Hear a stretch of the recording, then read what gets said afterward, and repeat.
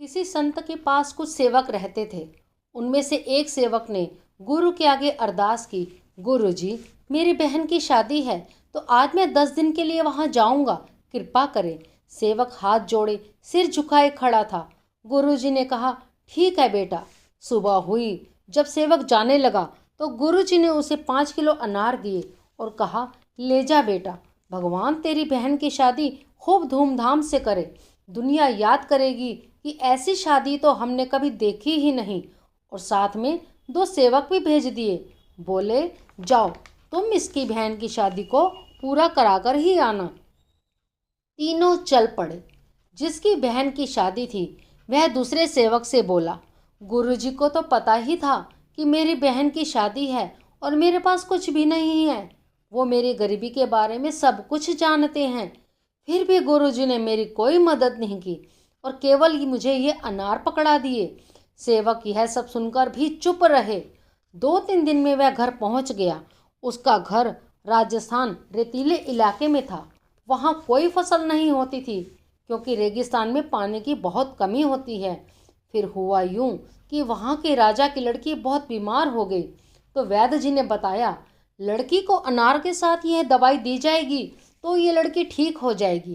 फिर क्या था, राजा ने मुनादी करवा दी, अगर किसी के पास अनार हैं तो राजा अनार के बदले में ढेर सारा इनाम देंगे।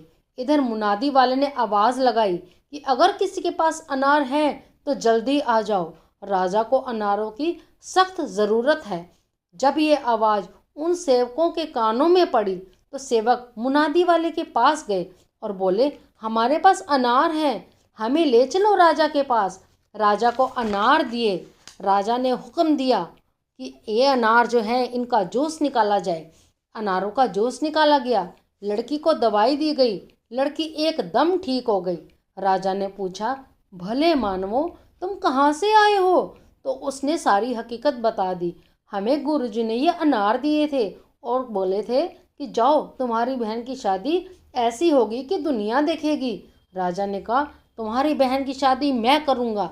राजा ने हुक्म दिया, ऐसी शादी होनी चाहिए कि लोग ये कहें कि ये राजा की लड़की की शादी है। सब बारातियों को सोने चांदी गहने के उपहार दिए गए। बारात की सेवा बहुत अच्छी हुई। लड़की को बहुत सारा धन दिया गया। लड़की के माँ बाप को जमीन जायदाद, आलीशान मकान और बहुत सारे रुपए दिए गए। लड़की भी राजी खुशी विदा होके अपनी ससुराल चली गई।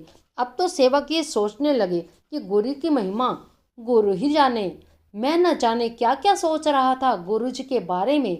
गुरुजी के वचन थे कि जा बेटा, तेरी बहन की शादी ऐसी होगी कि दुनिया देखेगी। संत वचन हमेशा सत्य होते हैं। वो सिर्फ हमारे धैर्य और विश्वास की ही कमी होती है जो हम उन पर विश्वास नहीं करते। तो संतों की महिमा अपरंपार होती है। उनकी हर बात में कोई ना कोई राज छिपा होता है। जो समझ गया उसका बेड़ा पार हो जाता है। वाहे गुरु, वाहे गुरु।